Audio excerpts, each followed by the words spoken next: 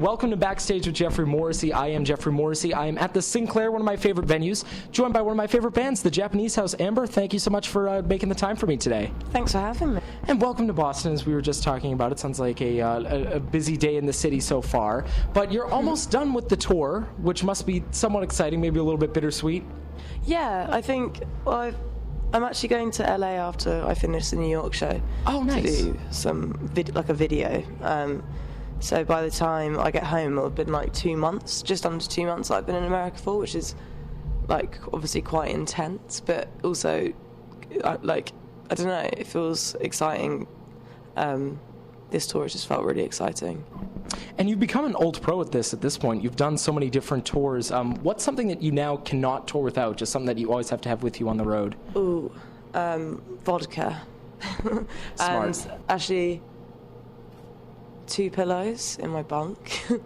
I don't think I could. I lost a pillow for some reason and had to sleep a night with 1 pillow. And it sucked. It really sucked.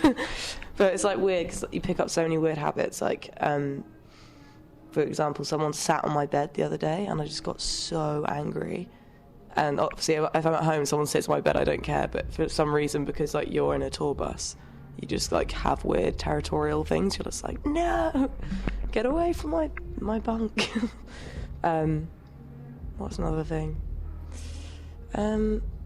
Headphones, because we're trying to listen to like things. I don't know, watch Netflix whilst people are sound checking. It sucks. Yeah. But I've lost like 3 pairs of headphones on this tour, which sucks. And what are you watching on Netflix? I'm watching Grace and Frankie at the moment. Oh, Series nice. 3. Mm-hmm. And I've been watching Love, which is really good. Mm-hmm. And Girls, obviously. I think Girls is like the best TV show in the world. So sad that it's coming to an end. I know, it's really sad. But I guess that's one of the things that when you binge, it's kind of nice that if you don't watch it from front to back, you know that they're going to end at some point. But when you're watching a show and then it feels like it's going to end, it just feels even more permanent, kind of weirdly. Yeah, I feel that's like the only thing I've ever watched that I've been like, I wish that was my idea. Like, because I have that with songs and stuff. And I guess like drawings, if I think like a clever drawing or something, I'll be like, I wish I'd thought of that. But I've never had it with a TV show. But with that one, I was just like, that's so annoying. I like really wish I'd come up with it. Well, I certainly don't doubt that you can write a TV show, but you're a very talented songwriter, just based off that alone. Are you a person that doesn't mind writing on the road, or is it something that you prefer to do at home? You have a specific spot, or what's your preference? I prefer writing. I don't know, actually. I don't know. It doesn't really matter where I am. I guess what I prefer is the way I write when it just kind of comes really quickly, which is usually when I'm on my own. If I'm surrounded by people, it just doesn't really work. So I guess on the road it's kind of like that. It's just a bit more forced on the road. So I guess, yeah, at home. But I have to write on the road because otherwise I would have no songs because I'm always on the road. True. Very, very good point. You've been writing for so long. I would say, was it since 11, maybe? Or even... yeah. I think probably earlier. Wow. But they're kind of just crap. That's what I was going to say. Like, how often do you go back and sort of dust off old songs or old song ideas that you return to from either your high school days or, teenage years? Quite a lot, I guess. Face Like Thunder I wrote when 4 years ago. Still I wrote when I was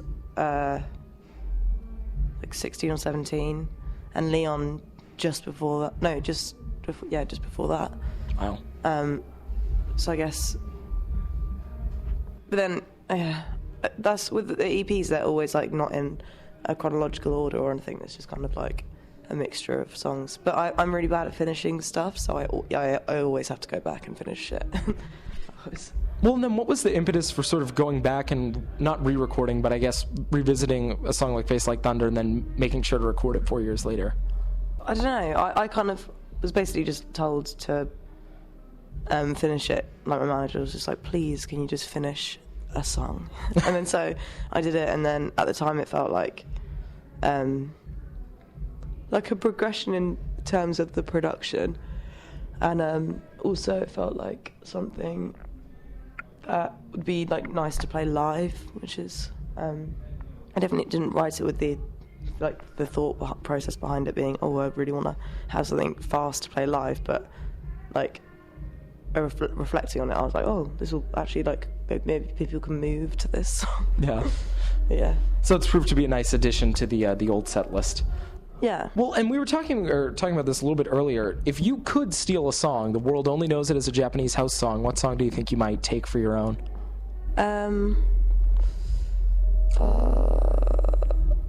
God Only Knows by the Beach Boys.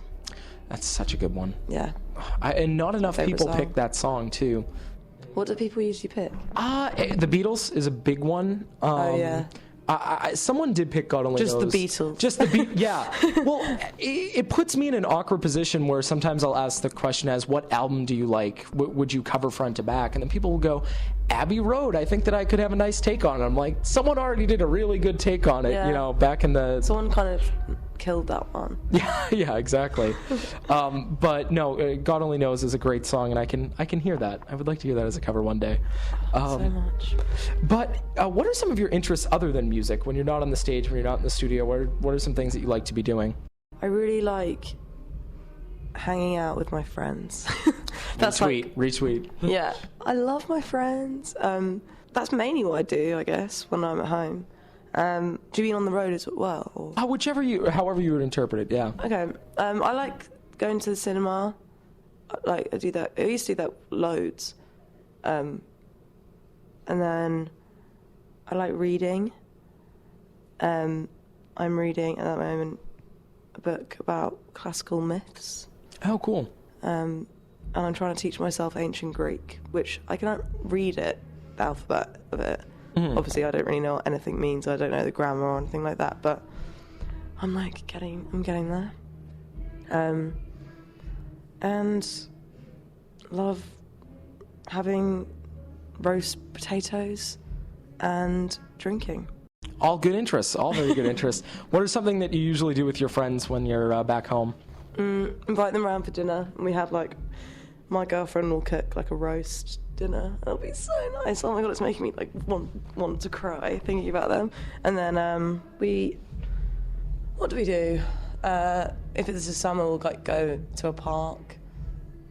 I mean, the stereotype of a British person drinking lots is true. Like people, that's kind of what people do. They like make me up with their friends, and then the activity is just like usually drinking, like going to the pub, which doesn't seem to be a similar thing. Even more so than the Irish, because I'm not, from Ireland, but have Irish heritage, and that's one of the things that I always hear too. Yeah, the Irish drink quite a lot. I don't know who drinks more. Yeah. Or maybe it's just my friendship group, it's just a bunch of alcoholics. But yeah, what else do we do? I don't think of anything that we do that's really bad. We go to the pub, basically. And then I'm trying to think of a last activity that. Oh, actually, no, I didn't do that. I was going to say some people play football in my friendship group. I'm not involved in that though, because I get too competitive and I'll like ruin it for everyone. There you go. I am of a similar disposition. But way back when in your youth, I heard that you were trying to decide whether or not you wanted to be a politician or a rock star. Is that? I never wanted to be a politician. I was going to study. You didn't? I was going to study politics. But someone phrased it as you wanted to be a politician or a rock star. I'm like, well, those are two very diverse sort of like interests. But yeah, no. I still haven't decided. I haven't decided. I don't know, to be a rock star. Yeah. But I was basically just like gonna go to university and study politics, and then I didn't go because I was like, oh, well, I'll do this for a bit. Yeah. But I could still. I don't know. I still see myself at some point like going to university. And I don't know. I haven't made any decisions, but I'm happy doing this for. Well, at the moment, it's pretty cool. It's a pretty cool job. Yeah, no, it certainly is. And then when you travel, to the States and around the UK these days, it's almost like it's a case study in politics, with all the things that are going on. Yeah, it is insane. I have had to stop myself from having loads of politically charged conversations with fans after gigs because they've said something and I'd be like, well, but and I'd someone brought up gun laws the other day and I kind of had to hold my tongue. But who would think that that would be the appropriate time to bring that up? Like, you're don't meeting know. one of your favorite artists. I want to hear what she thinks about the Second Amendment. Like, Yeah. that just doesn't seem, I don't know, that's a very pointed question. Yeah, but I think she was like she was cool. She had it, like, I mean, I agreed with her actually. She was just very liberal, being like, I don't know, but it was weird. But like, then other people started chiming in and being like, no, like, the Second Amendment's great, and then she'd be like, it's fucking insane. I don't know if I'm allowed to swear on this radio station. You're good? But and then I was like, I agree with her, blah blah, and then it kind of just turned into this whole thing. And then sometimes it's great because then you, like, I don't know, we were in a risky situation in Florida. In a bar being in Florida is a risky Happy's. situation. Yeah, it was like, I thought I was going to get punched in the face, but I didn't get punched in the face. But the woman who I thought was going to punch me in the face, I started talking to because she got punched in the face by her friend who tried to punch this other guy in the face but missed and punched her in the face. Oh, God. And she was bleeding, and then I went over and I was like, are you okay? Was this at a show?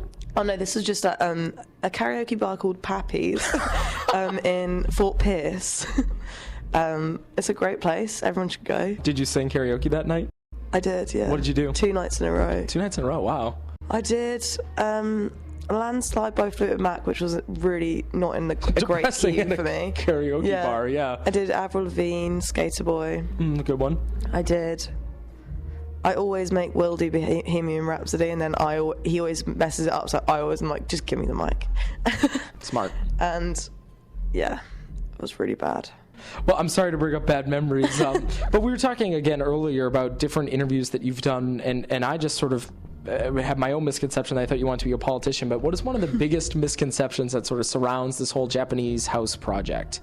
I think probably just like that it was like that the 1975. Sorry. No, you're good. No, I wasn't allowed to say it. You're set. The night, so like a lot of people think that they'd like written my stuff, and like, I don't know, like that I just kind of sing on it, and just like people different, I don't know, I think people just sometimes assume that I'm like some girl they hired to sing on it or something, I don't know, but nothing major. Like, people often ask me if I'm like, they think I'm like, because I think because I'm a girl and I don't wear heels, everyone uses the word androgynous to describe me.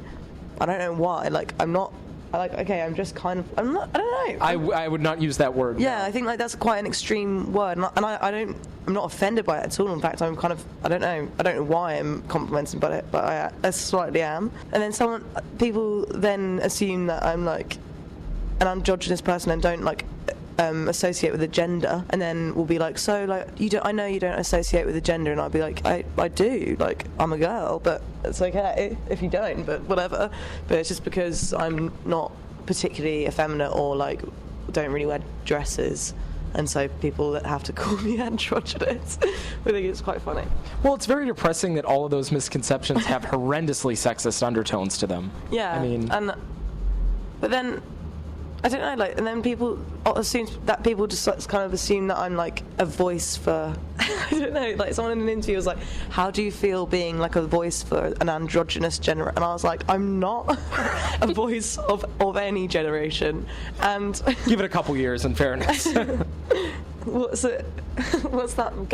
like when Hannah in Girls is like, I'm a voice of a generation. I think that's the first episode, actually. Yeah, she was like out to dinner with her parents. Yeah. And but yeah, no, it's just quite funny. But then I think because I'm like androgynous or whatever, that was in quotation marks for those that can't see me quoting in the air, I actually don't get a lot of crap that a lot of other female musicians have to deal with, because like, I don't know, they don't think I'm a real girl. So, no, that's unfair. But I don't know. I have no solution for the. It's just good to talk about it, though. It's good to talk about it. It's good to bring it up. Well, you do a fair amount of these interviews. What do you wish us reporters would ask you more often? I don't know. That question. Good. All right. That's like that's a the meta. That's the answer I always get. Yeah. Do the people say that a lot? Yeah, that question. Just if people ask that, I'd feel a lot happier. And I'm like, all right, well, and I hope other reporters are listening. Ask this question. Please steal my question. You don't have to give me credit. Please just do it. And now I'm going to end in the way that every other interview ends. Tell me what you're listening to. Who have you been bumping on the road? A lot of myself. Good. Because Good. I've got some new stuff coming out soon.